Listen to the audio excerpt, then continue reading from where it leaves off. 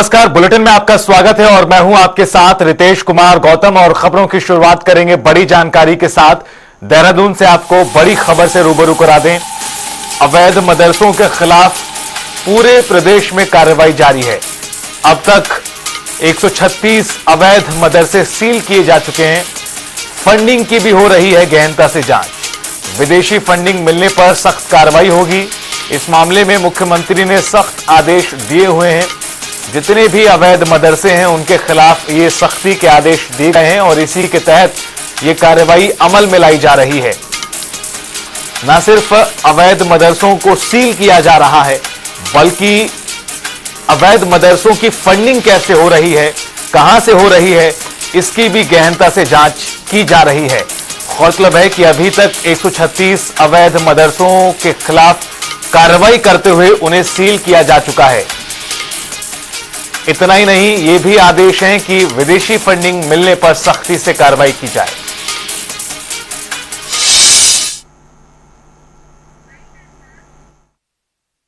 मैंने कहा कि अवैध अतिक्रमण, अवैध मजारें, अवैध जो भी हैं, जो इलीगल है, सबको लीगल रूप में लाया जाएगा। और जब तक ये अतिक्रमण पूरी तरह से इंक्रोचमेंट नहीं हटाया जाएगा, नहीं हटेगा, तब तक ये अभियान जारी रहेगा। और ये काम केवल शुरू करने के लिए नहीं है, ये काम बिल्कुल पूरी तरह से साफ सफाई करने के लिए। निश्चित रूप से कोई भी शिक्षा का केंद्र अगर संचालित किया जा रहा है तो उस पे उसका उद्देश्य जो हमारा प्रदेश और देश का भविष्य है उसको गुणवत्तापूर्ण शिक्षा देने का होना चाहिए। लेकिन जिस प्रकार से कई शिकायतें आई हैं कि उनको विदेशी फंडिंग की जा रही है, उनको कट्टरपंथी शिक्षा देने के लिए विदेशों से फंड दिया जा रहा है, तो निश्चित रूप से इसकी जांच होनी चाहिए और ऐसे लोगों के खिलाफ सख्त से सख्त कार्रवाई। और वक्फ बोर्ड भी अपने आप को ई बोर्ड बनाने जा रहा है। उस ई बोर्ड के माध्यम से हमारी तमाम संपत्तियां का ब्यौरा अब ऑनलाइन लोग देख पाएंगे। हमने जो हमारे काम है उसके लिए हमने प्रस्ताव पारित कर दिया है कि सबको हम ऑन इंटरनेट, ऑन वेबसाइट सारी संपत्तियों का ब्यौरा हम कलेक्ट करके दे रहे हैं। www.vamsi.com के ऊपर हमारी काफी संपत्तियों का ब्यौरा आ चुका है और बाकी जो बचा हुआ है सारा ब्यौरा संपत्तियों पे होगा। किस प्रॉपर्टी का किस तरह से यूज किया जा रहा है, कौन कहां का कौन मैनेजमेंट कमेटी है, सब कुछ अब ऑनलाइन होने जा रहा है। पिछले हफ्ते इसकी शिकायत प्राप्त हुई थी कि एक द्वितीय तल का निर्माण किया गया है जिसका नक्शा पास नहीं है। इसी क्रम में लास्ट वीक हमारी टीम यहाँ पर आई थी और पूछताछ में पाया गया कि नक्शा स्वीकृत नहीं है। तो फिर उपजिलाधिकारी महोदय ने सुनवाई करके इसमें सीलिंग के आदेश किए थे, जिसके अनुपालन में यहाँ सीलिंग की कार्रवाई की गई। जो सेकंड फ्लोर पूर्व में भी चालान था यहाँ का, तो उसी क्रम में बस आज सीलिंग की प्रक्रिया। ऊपर जो सेकंड फ्लोर है वो हमने सील किया है। देखिए, हाल ही में भी आपने देखा होगा कि बहुत सारी अवैध प्लॉटिंग प्राधिकरण में अध्यक्ष महोदय, हमारे सचिव महोदय के निर्देशों के अनुपालन में हमने लगातार कार्रवाई की है। काफी बीघा प्लॉटिंग हमने ध्वस्त करी है और जो भी अवैध निर्माण की शिकायत या जो भी गुरु निर्माण पाया जाएगा उसके खिलाफ विरुद्ध जो है सुसंगत धाराओं के क्रम में कार्रवाई की जाएगी।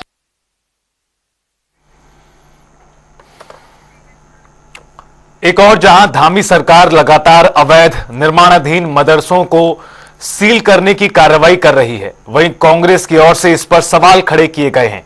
दरअसल कांग्रेस मुख्य प्रवक्ता गरिमा दासोनी ने सवाल खड़ा किया है, सुनिए। ये बहुत गंभीर सवाल है क्योंकि इन्होंने ही नारा दिया था, पढ़ेगा इंडिया तो बढ़ेगा इंडिया। और ये सर्वविदित फैक्ट है कि जिस प्रदेश में शिक्षा को महत्व नहीं दिया जाता उस प्रदेश का ना प्रगति ना विकास कुछ संभव नहीं होता। तो शिक्षा तो प्राथमिकता हर सरकार की होनी चाहिए। ऐसे में ये 2000 जो मासूम बच्चे एकदम से सड़क पर आ गए हैं, उनकी पढ़ाई रुक गई है, उसके लिए क्या प्लान बी धामी सरकार का है ये तो बताया जाना चाहिए। कोई भी कार्रवाई करने से पहले उसके रिपरकशंस, उसके जो साइड इफेक्ट्स होंगे, उसके तमाम लोगों पर जो प्रभाव पड़ेंगे, जो लोग उससे प्रभावित होंगे, वो सारी बातें सरकार पहले सोचती है, इम्प्लीमेंटेशन उसके बाद होता है। लेकिन यहां तो ऐसा लग रहा है कि मुख्यमंत्री के सलाहकार मुख्यमंत्री की लुटिया डुबाने पर लगे हुए हैं।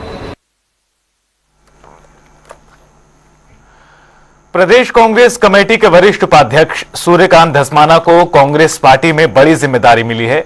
उन्हें उपाध्यक्ष प्रशासन और संगठन की महत्वपूर्ण कमान सौंपी गई है। वहीं सूर्यकांत धस्माना ने कहा कि कांग्रेस अब अपने आप को जीवंत करने के लिए नए सिरे से काम करेगी।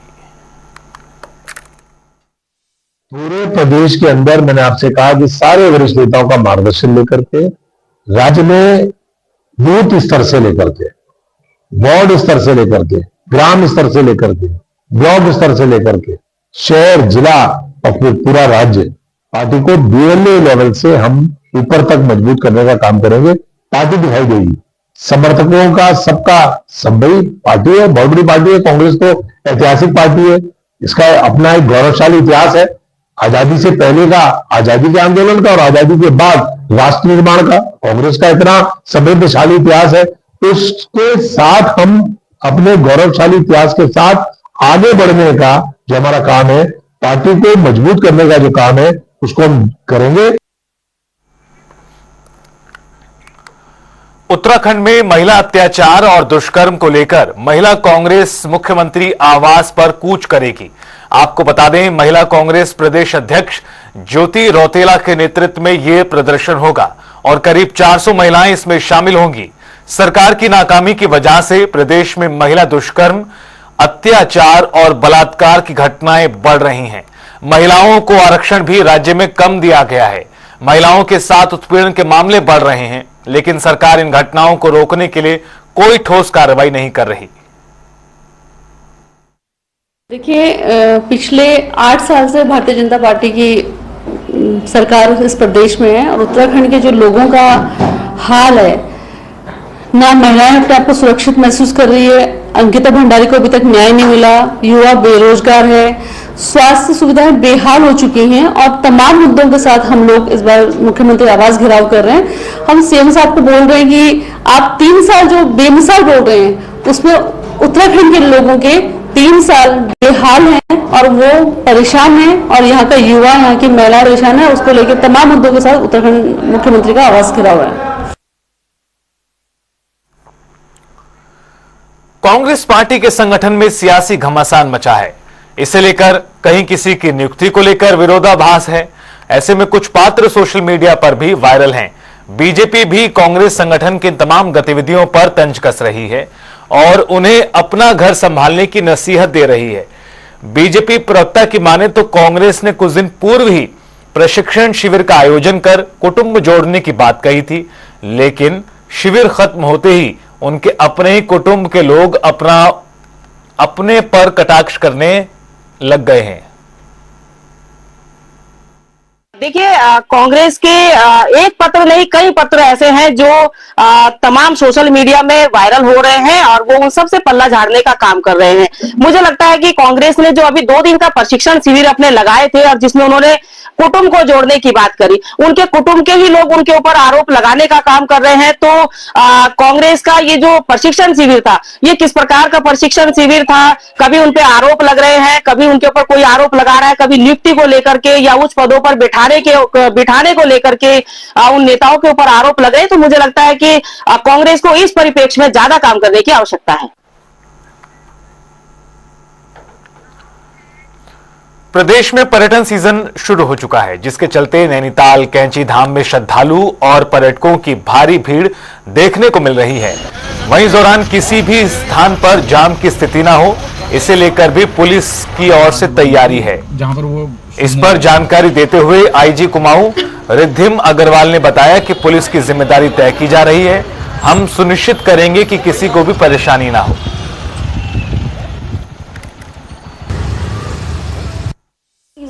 मैं इतना ही कहूंगी कि चाहे हमारे यहाँ श्रद्धालु आ रहे हों, चाहे पर्यटक, हमारी जिम्मेदारी है कि हम उन्हें एक अच्छा वातावरण दे सकें, एक सुगम जो मूवमेंट है वो प्रोवाइड करा सकें। उसके लिए आप जानते ही हैं, ट्रैफिक सिर्फ पुलिस की समस्या नहीं है। ट्रैफिक में अन्य हितधारक विभाग भी हैं, स्टेक होल्डर डिपार्टमेंट्स भी हैं, चाहे वो परिवहन हो, चाहे पीडब्ल्यूडी हो, चाहे फॉरेस्ट हो, सिंचाई, पेयजल, इन सभी विभागों के साथ समन्वय स्थापित करते हुए हम कोशिश करेंगे एक ट्रैफिक मैनेजमेंट प्लान बनाने की और उसको प्रॉपर्ली एग्जीक्यूट करने की।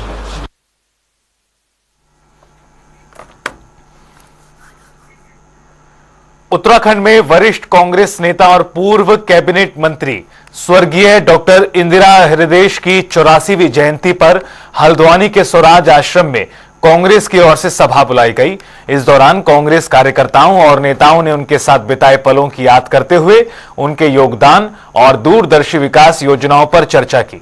सभा के दौरान स्वर्गीय इंदिरा हृदयेश के पुत्र विधायक सुमित हृदयेश ने कहा कि मेरी मां ही मेरी राजनीति की गुरु थी। उनसे सीखा कि जनता की सेवा और उनके लिए लड़ना ही असली राजनीति है। कमियां तो देखिए हमेशा रहती थी, लेकिन कमियों को स्वीकार करना और सुधार लाने का जो उनका एक मंतव्य था, एक सोच थी। आज के नेतागण अपनी गलतियां तो मानते नहीं, कमियां मानते नहीं, सरकारें अपनी गलतियां कमियां तो मानती नहीं, वो तो बस जैसा चल रहा है वैसा चल रहा है और जैसा हो रहा है वैसा हो रहा है। तो अफसरशाही जो हावी हो गई है हमारे प्रदेश में और बेलगाम भ्रष्टाचार जो हो रहा है, आज अवश्य दर्द का विषय है। छोटे छोटे कामों के लिए भी जनता को रेंग रेंग के और तड़प तड़प के अपने काम कराने पड़ रहे हैं। तो ऐसी दृष्टि है। और दूसरा, विकास की सोच है ही नहीं। जैसे उन लोग की विकास की सोच थी, पंडित तिवारी जी हो या माता जी हो, 2002 से 7 या 12 से 17 हरीशावत जी जब मुख्यमंत्री हुए तब की भी मैं बात कर सकता हूँ। तो ना विकास कार्य हुए, स्टेडियम में बना, इसमें राष्ट्रीय खेलों का आयोजन हुआ, पूरे देश ने देखा कि कितना खूबसूरत स्टेडियम यहाँ पे बना। हमारा आईएसबीटी की हमारी लगातार मांग है, आईएसबीटी आज तक नहीं बनता। जू की पर्यटन की दृष्टि से जू बनाने की मांग की, रोजगार कितने सृजित होते इससे प्रत्यक्ष अप्रत्यक्ष तौर से, और ये सारी ठंडे बस्तों में डाल दी गई चीजें और इनको कोई विचार ही नहीं करा जा रहा। धामी सरकार के 3 साल पूरे होने के मौके पर बीजेपी जन जन तक उपलब्धियों को पहुंचा रही है। वहीं जिला मुख्यालय और विधानसभा कार्यक्रमों के बाद अब विकास खंड स्तर के कार्यक्रम होने जा रहे हैं, जिसे लेकर बीजेपी में बैठक बुलाई गई। बीजेपी के वरिष्ठ नेता ज्योति प्रसाद गौरेला ने बताया कि ये 3 साल सेवा, सुशासन और विकास के 3 साल रहे हैं। सुशासन और विकास के पुष्कर सिंह धामी जी के नेतृत्व के 3 वर्ष, इन 3 वर्षों में सरकार के द्वारा लिखी गई विकास की एक नई गाथा, विकास के नए नए सोपान जो अद्वितीय भी हैं, अनुपम भी हैं और अप्रतिम भी हैं। इन कार्यक्रमों की पहले चरण की सफलता के बाद जो जिला मुख्यालयों पे कार्यक्रम हुए, उसमें कार्यकर्ताओं ने बड़ी संख्या में भागीदारी की। विधानसभा स्तर पर कार्यक्रम हुए, उसमें बहुत बड़ी संख्या में कार्यकर्ताओं ने, जनता ने भागीदारी की। और उसके बाद अब जो दूसरा चरण है इसका, कि विकास खंड स्तर पर सरकार बहुउद्देशीय शिविरों के माध्यम से और चिकित्सा शिविर के माध्यम से जनता के बीच में जा रही है। इन कार्यक्रमों को अधिकाधिक सफल करने की दृष्टि से भारतीय जनता पार्टी की आज एक वर्चुअल बैठक का आयोजन था, जिसमें प्रांतीय संगठन मंत्री, महामंत्री माननीय अजय कुमार जी और प्रदेश के महामंत्री आदित्य कोठारी जी के साथ सभी हमारे विधायकगण, सभी सांसदगण, सभी प्रदेश के पदाधिकारीगण, सभी जनप्रतिनिधि गणों की सम्मिलित भागीदारी से उस बैठक का आयोजन किया गया था।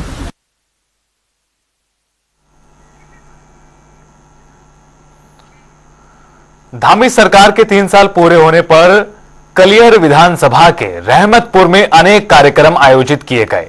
इस अवसर पर वक्फ बोर्ड के अध्यक्ष शादाब शम्स ने धामी सरकार की उपलब्धियों के बारे में विस्तार से बताया और कहा कि उत्तराखंड राज्य निरंतर उन्नति और प्रगति की दिशा में आगे बढ़ रहा है।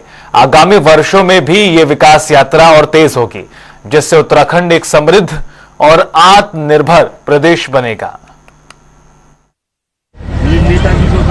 विकास के 3 साल बेमिसाल। युवा मुख्यमंत्री ने जो कमिटमेंट किए थे, उन 3 वर्षों में वो कमिटमेंट फुलफिल करते हुए युवा मुख्यमंत्री नजर आए। अब ये ब्लॉक स्तर पर, विधानसभा स्तर पर इस तरह के कार्यक्रम सरकार द्वारा आयोजित किए जा रहे हैं, जहां लोगों की समस्याओं को समझा जा रहा है, उनको योजनाओं का लाभ दिया जा रहा है। आज मेरे द्वारा भी यहाँ पर आकर लोगों को मुफ्त आवास दिए गए, उनकी डिटेल्स उनके पास हैं। उन लोगों को ट्रैक्टर्स की चाबी दी गई है। अपने आप में बताता है कि महिलाओं को किट बांटी गई हैं, तो ये अपने आप को बता रहा है कि सरकार ईमानदारी से काम कर रही है और सरकार की काम की जो योजनाएं हैं वो धरातल पर ईमानदारी से उतर रही हैं। मैं ये कह सकता हूं कि जो सबका साथ, सबका विकास, सबके विश्वास का जो नारा था, वो धरातल पर चरितार्थ होते हुए नजर आ रहा है।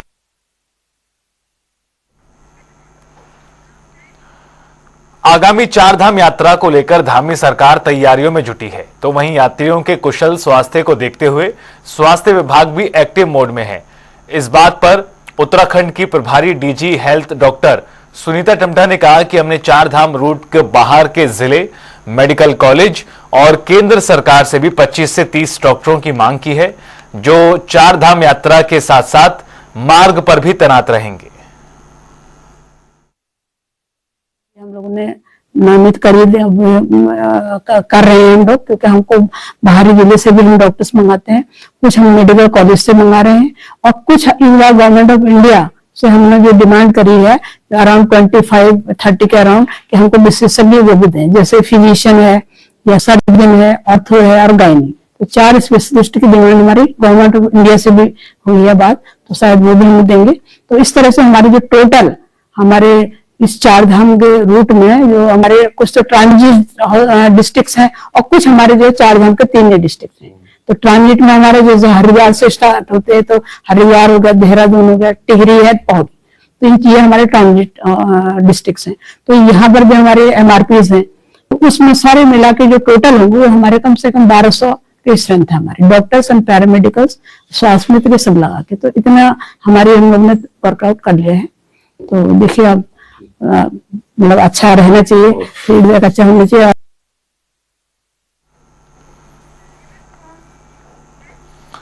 चारधाम यात्रा को लेकर ऑनलाइन रजिस्ट्रेशन की प्रक्रिया शुरू हो चुकी है, तो वहीं ऑनलाइन रजिस्ट्रेशन शुरू होते ही चारधाम होटल एसोसिएशन ने प्रक्रिया पर सवाल उठाए।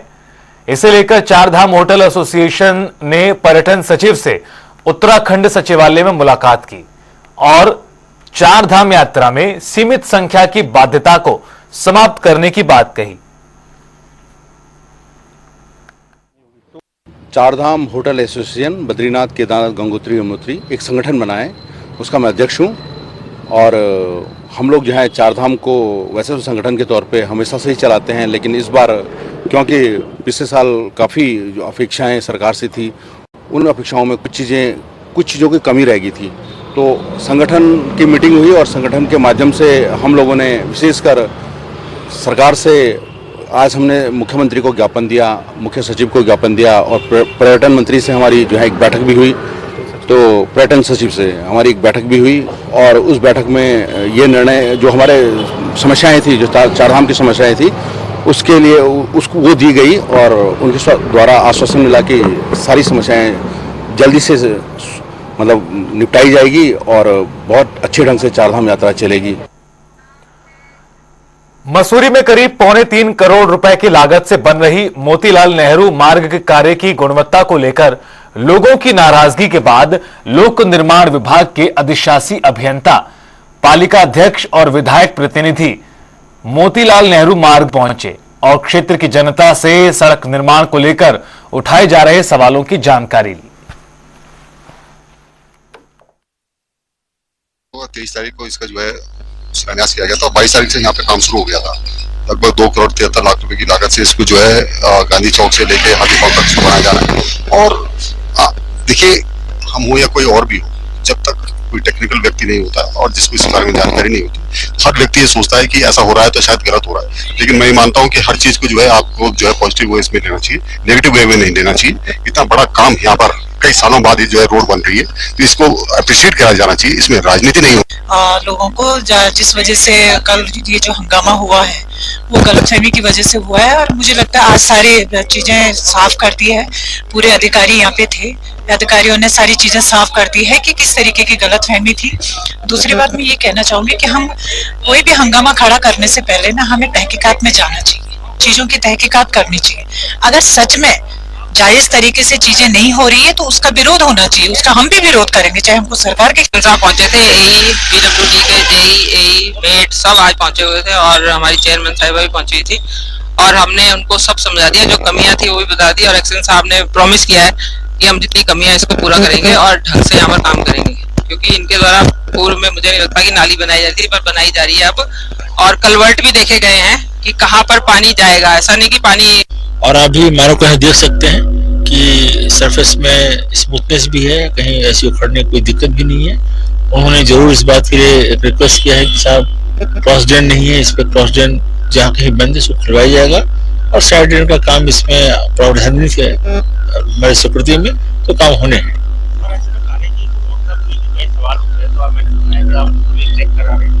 देखिए हमारा रूटीन टेस्ट होता है, जो भी मटेरियल यहाँ पर आता है वो प्लांट से टेस्ट होकर के आता है और ऐसे साइड पर ले होते समय भी उसके टेम्परेचर इत्यादि की चेकिंग की जाती है। इसके बाद भी रूटीन कोर्स में हम एक थर्ड पार्टी को बुलाते हैं और उनसे यहाँ पर कोड प्रोटेक्ट मेथड से सैंपल निकाल करके उसकी लैब में टेस्टिंग होती है, तो टेस्ट भी कराए जाएंगे और उसमें कहीं पर कोई सी दिक्कत पाई जाएगी तो उसको रिजल्ट भी किया जाता है। लेकिन प्रथम दृष्टया देखने पर सड़क मुझे संतोषजनक दिखाई दे रही है। जो बिछाती है मटेरियल को वो खराब हो गई किसी कारण से, और अब ये 2 बज गए हैं, इस समय 2 बजे तक इनका मतलब हम लोगों को अब तक इस लेइंग कर देनी चाहिए थी। अब इनका टेम्परेचर लेइंग के लायक नहीं रहा है, इसलिए इनको रिजेक्ट करके वापस किया जा रहा है। और क्या पूरा प्रोसेस होता है, क्या नियम है कि लेइंग किस टेम्परेचर पे होनी चाहिए? लेइंग लगभग 120 से 140 के बीच में हो जानी चाहिए और उसके बाद में रोलिंग होती है। रोलिंग 80 डिग्री से 110 डिग्री के बीच में लेइंग का कार्य पूरा हो जाना चाहिए। और अभी यहाँ कल भी जनप्रतिनिधि इकट्ठा हुए थे इस चीज को लेकर के भाई सोलानी नदी पर अब नए पुल का निर्माण जल्द ही शुरू होगा। बता दें कि केंद्र सरकार से पुल के लिए करीब 38 करोड़ रुपए का बजट पास हुआ है। वहीं रुड़की से बीजेपी विधायक प्रदीप बत्रा और लोक निर्माण विभाग के अधिकारियों ने पुल का बारीकी से निरीक्षण किया। गौरतलब है कि दिल्ली हरिद्वार हाईवे पर सोलानी नदी के पुल को करीब 2 वर्ष पहले भारी वाहनों के लिए प्रतिबंध किया गया, जिसके कारण स्कूल और रोडवेज की बसों को काफी दूरी से घूमकर सफर पूरा करना पड़ता है। इसे लेकर लंबे समय से लोगों की मांग थी। 10 जी का पुल और काफी स्कूल के बच्चों को आने जाने में परेशानी हो रही थी, तो मैं सोचता हूँ कि इसका बजट मंजूर हो गया है और हमारी सरकार जो कहती है वो करती है। संकल्प लेती है तो उसको सिद्ध भी करती है और सिद्ध करके उसको शिकर के और हम लोग ले जाते हैं, ऐसी हमारी मानसिकता है। और ये पुल मंजूर हो गया, जिसका मौका निरीक्षण किया, सभी अधिकारियों ने निरीक्षण किया कहाँ पे ये पुल बनेगा, कैसे इसको हम कनेक्ट करेंगे और बहुत अच्छा एक आधुनिक तकनीक से पुल बनने जा रहा है। काम होते रहते हैं, लगातार समस्या आती है, निराकरण होता रहता है। रुड़की में लगातार काम चल रहा है और विपक्ष के पास कोई मुद्दा नहीं है, इसलिए वो गलत बातें उठाते हैं। और पुल एक आधुनिक तकनीक से मजबूत पुल बनेगा, देर से बन रहा है पर अच्छा बन रहा है, बढ़िया बनेगा ताकि आने वाले 50 साल के लिए कोई परेशानी ना हो। 38 करोड़ की लागत से ये पुल बनेगा और 7 मीटर इसकी चौड़ाई होगी और 268 मीटर इसकी लंबाई है और वॉकिंग फुटपाथ के लिए भी 1.5 मीटर का स्पैन जो है साइड में छोड़ा गया है। तो हमारा लक्ष्य है, उद्देश्य वही है और हम कर रहे हैं। सौर और रुड़की के ना कहीं आज उत्तराखंड का एक प्रोमिनेंट सिटी है और आने वाले समय में बॉर्डर सिटी के रूप में विकसित होगा। और फिलहाल इस बुलेटिन में इतना ही। आप देखते रहिए जनता टीवी।